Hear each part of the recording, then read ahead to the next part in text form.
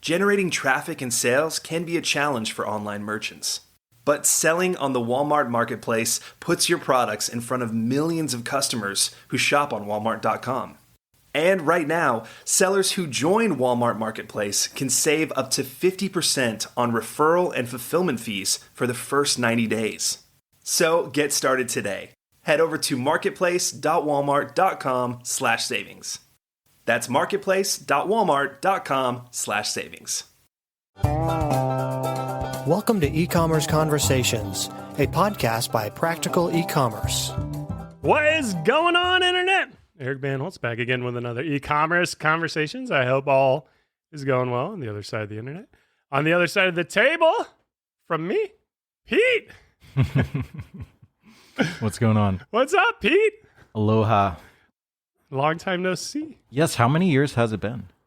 I mean, probably since I had moved away from Spokane, which would have been like 2014, 2013. Oh my goodness. 8 or 9 years. 8 or 9 years. And we had known each other for approximately 2 years before you moved away. Yeah. So the quick introduction from my perspective, Pete is the founder of Spiceology. Spiceology.com. Up in Spokane, Washington. And also now the founder of... Are you the founder of Midas?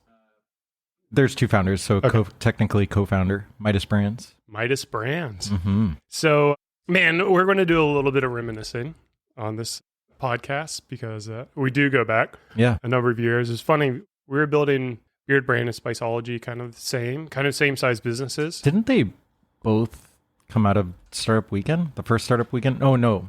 Beard Brand was the second. Correct. So I pitched a show for the second Startup Weekend that nobody wanted to do. And then I ended up working with Lindsay on her idea, which was Parquet, this parking app. Got it. And then it was actually working with Lindsay and Jeremy that were like, yeah, this is cool. Let's build a business together. Got it. And then I was How did I not know that? I don't know. You never listen to my content, I guess. Asshole. Well, can't swear. Forgot. So, but did you pitch Spiceology at one of the Startup Weekends? So I believe it was 2012. It wasn't Spiceology, but it was a spice company, spice concept. It was called SavorX, which is the worst name you could possibly come up with. But basically the premise of it was like Blue Apron before Blue Apron came out. You would get just enough of certain ingredients that were harder to find. And then you would get it in the mail, so it's subscription-based. And you'd have a little QR code before QR codes were cool. Well, no, it was when they were cool, but then they became not cool, and now they're cool again. You would scan it, you would have the shopping list, the prep list, and then a video of me making a recipe. And that was it. And then I realized how expensive it would be to actually build that, and I pivoted to a normal spice company. Yeah. So you're in the spice trade, man. Yeah.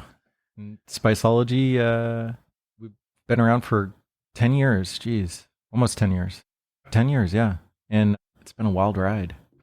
It was, really fun building Beard Brand side by side with you in Spokane. Beard Brand, of course, is my first business that got any legs. So everything was new to me, like figuring everything out. Kind of drinking from a fire hose. Yeah. And I just feel like I don't want to put words in your mouth, but I felt like you and I we're kind of going through the same things and trying to figure things out. And we've been catching up over the past few hours. So it's been fun to hear about like the different directions that we went. Like Beard Brand, of course, bootstrapped, still the same founders, no debt, no equity, slower growth. But you guys have much more rapid growth, but you've partnered up with investors and talk about like why you decided to go that route, or was it something that you had to go that route? Yeah. Well, I guess it's why. I think it's just because I had certain people come into my life prior to starting Spiceology and, influenced how I perceived success. And I remember this one gentleman, he's like, well, what would you rather have? Like 100% of $1 million company or, 10% of $100 million company. And so it just sort of implanted that concept of it's okay to have a smaller piece of the pie if the end goal is to have a much bigger pie.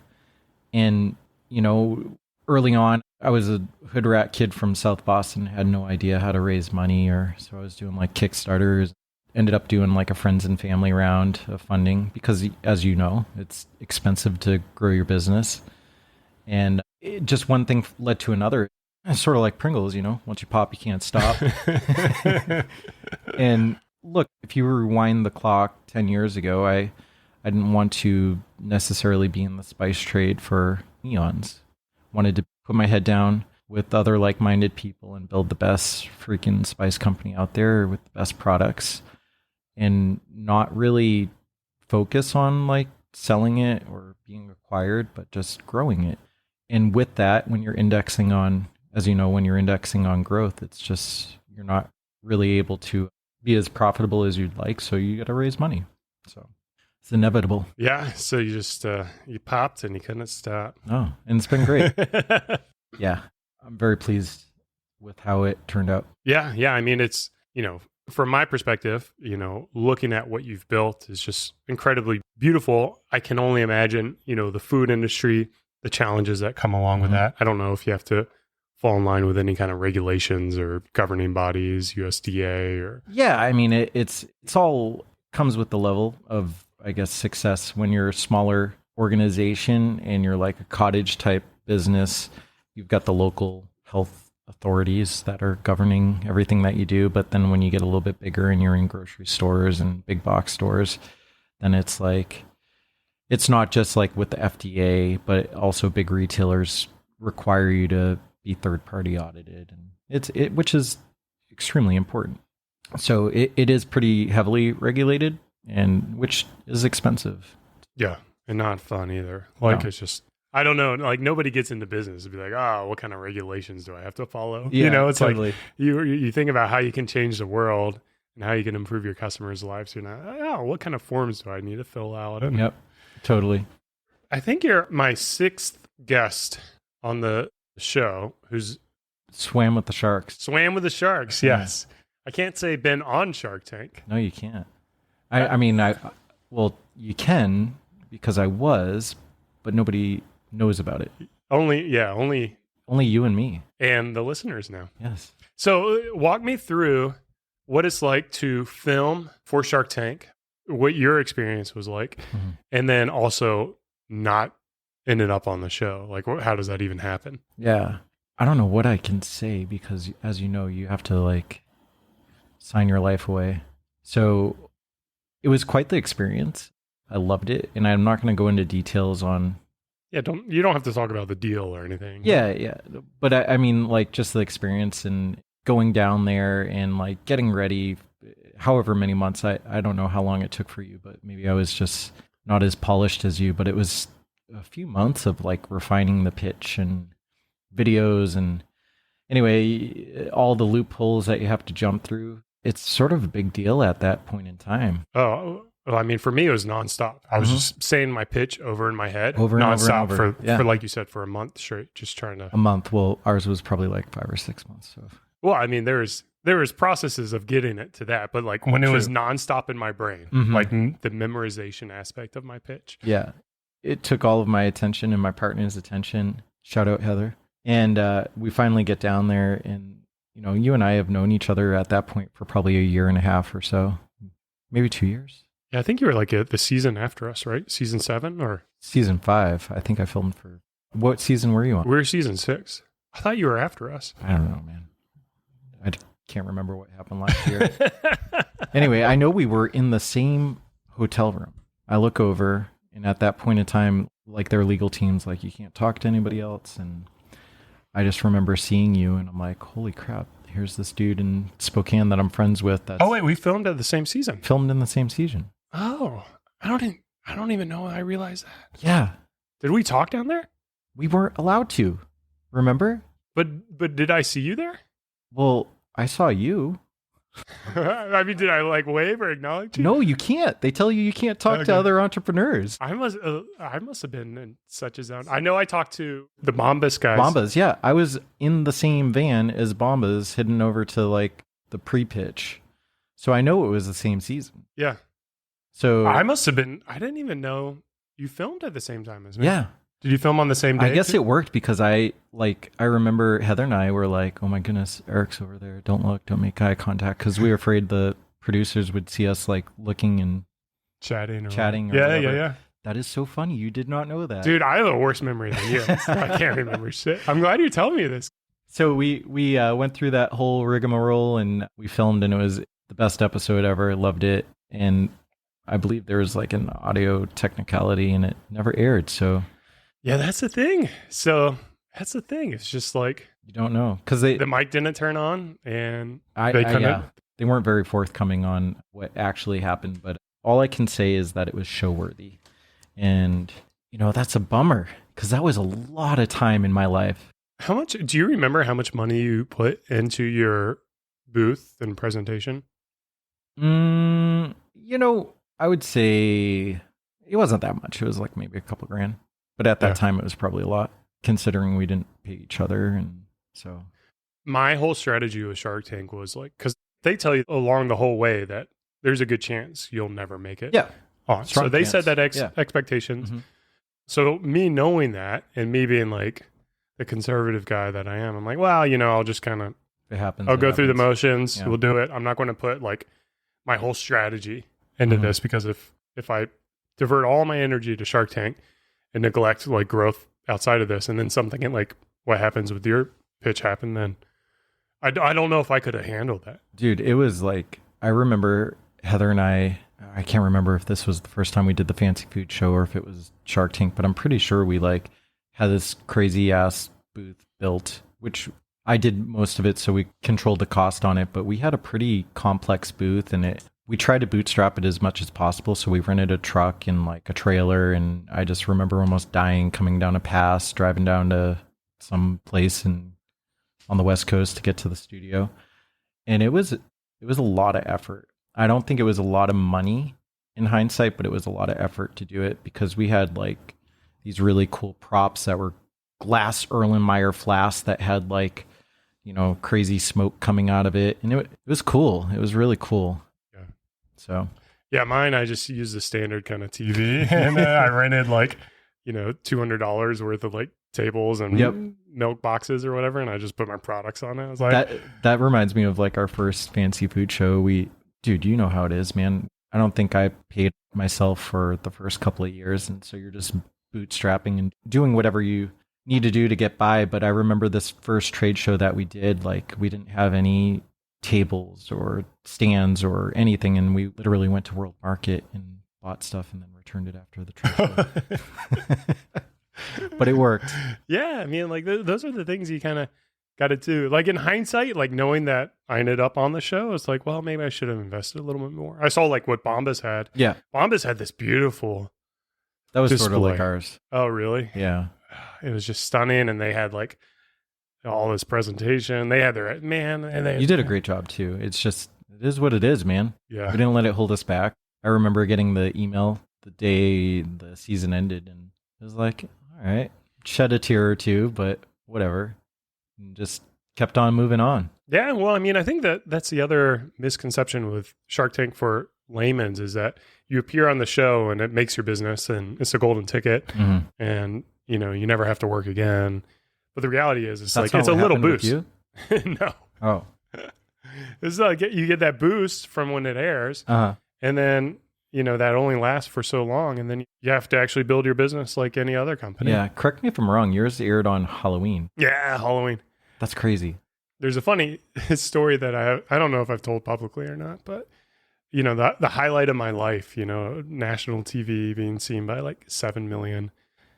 Probably, I bet you Shopify, you've been seen by like 10 times. Even more, probably even more.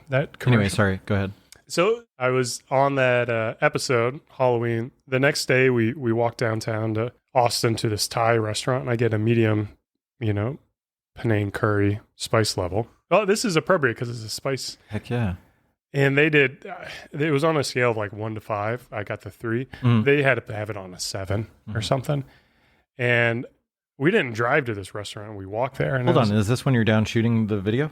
This was the day after it aired. Okay. So got it. November 1st, 2014. Yep. Still remember the day. So anyways, we're walking back And then like about halfway through walking back, like I felt it. Yeah, you know that feeling.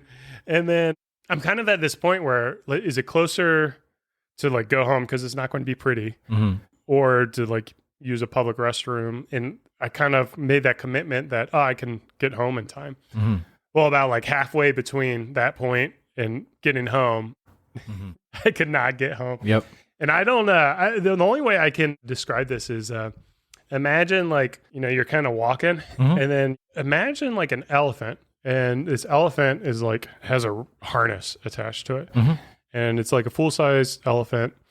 And I don't know, like I don't know how the physics of this have to work or not, but you're standing somewhere and the elephant's hanging off a ledge, and that string's tied to like a turd in you. And it's like, it's pulling out like that. It's happened many times. Yeah. So, long story short, I didn't quite make it back to the bathroom of our house. And I go from the high of like being on Shark Tank to like, this is low of like hiding behind some bushes to like relieve myself. Like I look like a homeless guy with this big old beard. And I'm like, with my luck, like some cop would drive by and arrest me. Yeah, and it's like Shark Tank contestant found public indecency. So I added to a little bit of the Austin filth back in 2014, but that's great, man. My apologies, but anyways, thank you for sharing that story, by the way. Yeah. My apologies to anyone who doesn't like body humor, but I want to talk about Midas Brands. Yeah. When did you start that? So I would say approximately a year and a half ago. Basically, in a lot of good, crazy, fun stuff has happened in the last couple of years. About 2.5, 3 years ago, I thought, hey, Spiceology is doing great. We're up and to the right. Like, you've got your own CEO at this point. You've got I had just hired a CEO, and he did an incredible job, and he built out the executive team and just handled a lot of things that I didn't like to do. And this team is just absolutely incredible, and we're continuing to be the fastest growing spice company in the country year over year. And I'm just a serial entrepreneur. I get itchy. I want to do things, and so I ended up actually just sort of retiring. I don't know if that's the correct term for it, but I just wanted to go and do other things. So I didn't quit. I'm still involved in the business, but I just wanted to go and do other things. So I moved to Maui and spent a solid year like reflecting on everything. Like, what did we do right? What did we do wrong? Why did it go wrong? If I was going to do it again, how would I do it? And then I like this little thing started to grow into something bigger and bigger. And I was like, this isn't just my perspective on how to build another company. Like, let's bring another person into the equation. So I found a partner, Scott, and we were talking, and we're like, hey, if we're going to do this over again, like, what would we do? So we brought in more people, into the equation, and we sort of formed this like consortium of just CPG folks that have been in the industry. We consider ourselves like the slumdog millionaires of CPG. And we just started all talking and putting pen to paper and coming up with a plan. And we thought, hey, let's do more than one brand at once. Let's get into a couple different industries. And so about 6 months ago, we started building brands. And we consider ourselves a startup studio. So Midas Brands is a startup studio, and we're focused on CPG, and we have a pretty unique formula on what we do. But we've been building 4 brands in stealth mode, and we're going to actually launch our first one in the next... what's today? 11th of July. Geez, like 19 days. Yeah. August 1st. However many days until August 1st. This will probably broadcast after the launch. Do you want to talk about it? Yeah. So the 4 brands. The first one is called P&W Provisions. Think Patagonia Provisions, but more Northwest centric. Okay. Pacific Northwest is just so awesome, and there's so many flavors and just... food. Yeah, it's a provisional company. So right now we're launching with just food, but it could evolve into more product lines. So like what are some of these foods? The product line. So we have a line of trail mixes, and whether it's like flavors that are indigenous to the Northwest, or it's like It's actually crafted in the Northwest. We're very Northwest centric. So it's some trail mixes. We've got a line of caffeinated energy bars. So think like almost like latte flavors, because as you know, coffee's huge. Yeah, you gotta have it. And then we have a line of just like energy bars that are all wholesome, better for you ingredients and great Northwest flavors. And then a line of coffee. So, dang, dude, like how many products? This seems like 12 products. It's like probably closer to 20 different SKUs. And these are what we're launching with, but there'll be future product lines. And we partnered with the That's a lot of work. Yeah. So do you know Joel at the Great P&W? No. All right. I'll have to maybe get you hooked up. You know how my memory is. Yeah.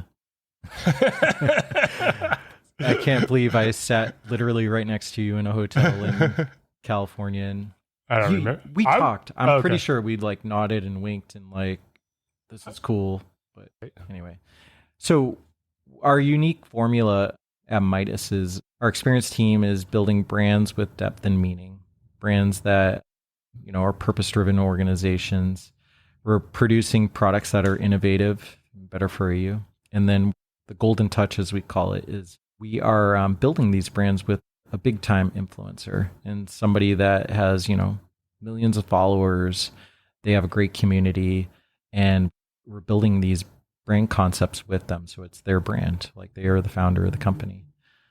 And so like another brand we're doing is called Oath. And the brand play on that is we're taking an oath to give you the most nutritious and wholesome ingredients out there. It's an oat enriched product company. So think oatmeal, overnight oats, oat milk, granola bars. You know, the oat category is just like probably exploding. Like $35 billion just in the US. And so we've been building this brand Oath, and the person that we partnered with, it's a dear friend of mine, her name's Yumna, and she is the influencer behind Feel Good Foodie. If you look her up on Instagram or TikTok, she's incredible. She has millions of followers. You know, she gets 10 million pins a month on her oat related recipes. If you Google like overnight oats, some of her recipes show up on the first page of Google. And so I just am blessed to know her, and we got together and said, hey, we're going to create an oatmeal company because we know you're like the queen of oats. And that's another brand. And then we're jumping into health and wellness, and we're developing a nutraceutical concept. So vitamin supplements. It's called Olympio. And then last but not least, we're launching a barbecue brand. So full line of provisional products. We're working on some grill concepts. We'll have hardware. It's hardware and the fuel. So like lump charcoal, craft kindling, briquettes, fire starters, but then also all the condiments that go with it. We're developing that with my good friend Derek Wolf, and he's Over the Fire Cooking on Instagram. Do you know Derek Halpern with Truvani? No, I don't. He's like, you should find his content and follow him. So Truvani is essentially the exact same business model. Where really? He partnered up with the food influencer to launch Truvani Brands, and they've blown up too. Is it Austin? He's up in, well, actually, I think he moved down to Florida. Okay. But he used to be like an internet marketer and then has kind of like spun into e-commerce, and he's a brilliant mind. I think I've tried to get him on the podcast before, but Please send an intro. I'd love to talk to him. Yeah. He does like protein powders and bars too. And so I don't know. I think he's one of those guys who's confident enough where he doesn't mind talking to competitors. You know how some people are. Yeah. As you know, it's all about execution. So yeah, we've been in stealth mode for 6 months, and so are all four launching? They're all launching within 12 months of our first. So 3 out of the 4 will launch in 2022. Okay. Yeah. But you're starting with P&W? Yeah, P&W, Oath, Olympio this year, and then Fires rolled into 2023. But it's important to note that we're a startup studio. Like what we're doing is we're building these brands, we're bringing them to market, we're funding it, we're doing the whole 9 yards. And then we're going out and we're recruiting world-class talent to actually pass the baton to. And that's why I'm here in Austin, sort of scoping out the scene and seeing. I'm already sort of convinced on it that this is the place to be. But we're going to be planting these brands here in Austin. Yeah, I mean, I just imagine like these are all different business models. And we had a conversation before hitting record. It's just like how challenging. They're all different, but they're all like very close. Like, the two food brands and arguably the barbecue brand that has all of the provisional products like condiments and things of that nature. They, But can you hit up the same like suppliers, or do you guys manufacture? No, we don't. So with Spiceology, right? We do. At Spiceology, we do. With Midas, look, in order for us to like get into a certain vertical or create a brand or do a partnership with a big time influencer or celebrity, like it has to check a lot of boxes for us. Like we understand the value of it being influencer owned. We understand the value of, D2C first because there's so much low hanging fruit, but it's omni-channel, but we're going to market with very strong emphasis on D2C. Purpose-driven organization. We have to figure out a way where it's more about the dollars and cents. It's like, how can we give back? The content. So when I say easy content, it has to, whatever brand we develop with our influencer partner and the products that go with it, it has to like organically be integrated into their content. Like a good example of a product brand we're not going to create as a potato chip company, because who are we going to find as an influencer that's going to make potato chip content all day long? Maybe I'm probably dead ass wrong. I don't know. Find some stoner gamer. Totally. Right? Yeah.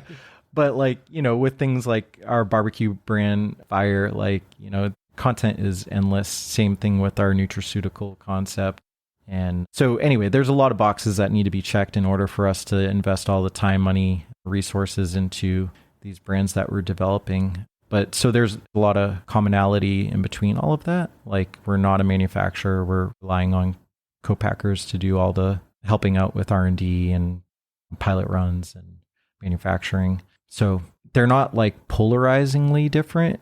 Right. There obviously is different customer segments and the brands all seem different, but behind the scenes, there's a lot of... Do you think you'll be able to share some of the co-packers and stuff like that? Or business is business, right? It's make a product and sell it. But like there are some things that we have to stay ninja mode for quite some time. Yeah.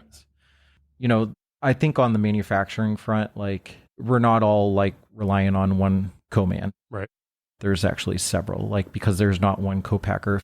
For example, with the oat company, Oath, there's not really one manufacturer that can do oat milk and granola butter and granola and bars. And if they can, it's probably not to the scale that... Right. Or the quality. Yeah. I'm excited to see how it goes because that's a big undertaking. And, the resources you talk about, just the amount of products you're launching, like, there's a lot of risk, I feel like. There is. A ton of risk in this. Like, is this something that you're mitigating the risk at all? Or is this just... I sure as hell hope so. Between the team, Midas is just world-class talent all around. The industry knowledge that comes with every single person on the team. Like an example, let me back up. When I was on the beach reflecting on Hawaii, like, how am I going to do this? How am I going to mitigate risk? How am I going to make sure that we are able to scale as fast and as furious as possible without compromising the business? There was a lot of just strategy and sharing the strategy with other people and pressure testing it and poking and prodding, where could we go wrong on this? So that's why I thought it was really important to bring in more people into the discussion at the very, very beginning before we did anything, before we made our first hires, before we raised any money, before we did anything. We just built this master plan. I'm not going to say it's foolproof or, there's not going to be any flaws or what have you, but we were very meticulous on the strategy. Like I said, we consider ourselves the slumdog millionaires of CPG. Between all of us, we've made every freaking mistake you could absolutely make.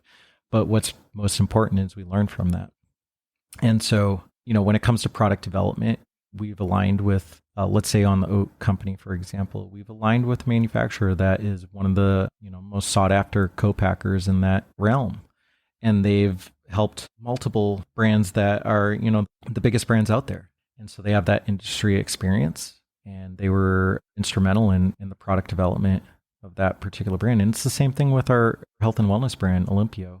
We recruited world-class talent that's also a founder on the team. And that's the stuff I have to be very sensitive to, and I can't say too much, but this person has developed, over 200 of the most successful formulations in nutraceuticals. Very, very successful individual. And it's not like Pete Taylor in the lab trying to figure out like these products. It's not the Beard Brand way. No. I mean, look, some of the products, yes, we don't have to have like, a 30-year veteran side by side or doing it for us. But yeah, with health and wellness, like my goal with Olympio is to make as many people live longer, healthier lives. And there's no way I can do that. I'm not a scientist. Yeah, food scientist. I'm arguably a spiceologist. There you go. Where can people learn more, check you out, contact you? What's the best way to? So I think, great question. I think definitely go check out Spiceology.com. Like you can go there and buy products right now. Depending on when this airs, we might have some more brands spun up by then. Under Spiceology? No. Under Midas, like our new brands. Okay. P&W Provisions, Oath, Olympio, and Fire. But I think for right now, I'm really trying to build up my personal brand, or I will be here shortly. So you can connect with me on either LinkedIn, just Pete Taylor, or actually on Instagram, it's at Pete Taylor, and then MidasBrands.co. You'll be able to see an awesome picture of the bald dude in front of you. Yeah, and you'll be able to check out all the brands from there as well. Yeah, right now we don't have any of the brands up, but we'll start putting together as soon as we're launching landing pages for everything in the next couple of weeks. So there'll be more content on that. Yeah. Sweet, man. Well, I'm so glad that we've been able to reconnect. It's no doubt, man. Been too long. And then now that you're building a new little operation here in Austin, hopefully we'll be able to hang out more frequently. Yeah, I hope so. Take notes from you. It's amazing what you've built over these past 10 years. Thank you. I appreciate it. Likewise. And this has been another e-commerce Conversations. Hope you guys enjoyed it as much as I did, and hope you learned something new. If at worst, it was just a bad experience that I had post Shark Tank. Yep. Now you know to carry dude wipes with you everywhere you go. Yeah. All right, guys. Cheers, and keep on growing.